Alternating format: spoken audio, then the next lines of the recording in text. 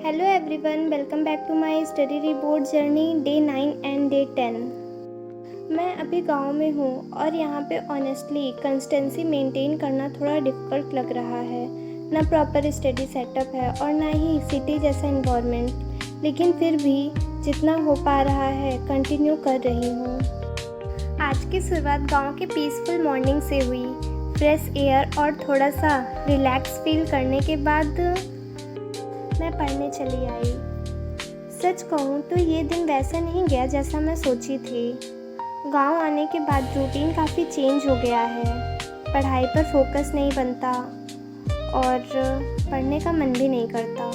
मैं vector algebra chapter start की हूँ। 2 दिन से इस चैप्टर को कंप्लीट करने का ट्राई कर रही हूँ और चैप्टर का प्रॉपर नोट्स भी मेरे पास पहले से नहीं है, इसलिए लेक्चर देखने के साथ साथ नोट्स भी बनाना पड़ रहा है। लेक्चर का टोटल ड्यूरेशन काफ़ी लंबा है और अभी तक मैं 2 घंटे का ही लेक्चर प्रॉपर कंप्लीट की हूँ।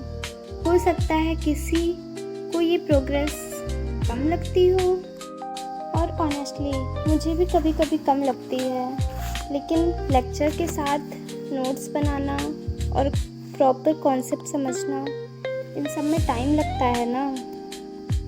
और कॉन्सेप्ट भी क्लियर होना ज़रूरी होता है, नहीं तो वही मिस्टेक जो बोर्ड्स एग्ज़ाम में हुई थी वही दोबारा रिपीट नहीं करना ना।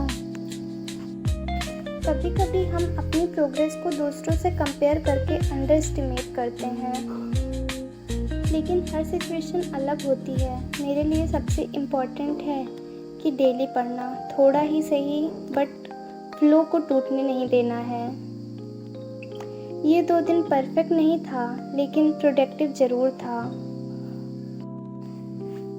और अब टारगेट है कि वेक्टर अलजेब्रा चैप्टर्स को जल्दी कंप्लीट करके नए चैप्टर की तरफ मूव करना।